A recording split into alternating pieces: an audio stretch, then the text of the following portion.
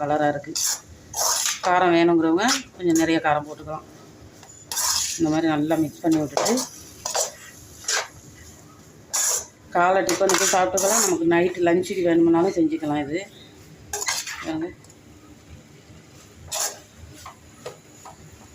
எல்லாம் மிக்ஸ் பண்ணிவிட்டேன். இப்போ அதில் வந்து நான் அந்த பொடி மாஸ் பண்ணி வச்சுருக்கிற முட்டையை சேர்க்க போகிறேன்.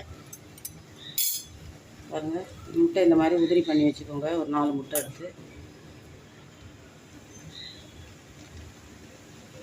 சேர்த்துட்டு அதுலேயே சிக்கன் சாசேஜஸ் கொஞ்சம் ரொம்ப டேஸ்ட்டுக்கு போடுவோம், நல்லாயிருக்கும்.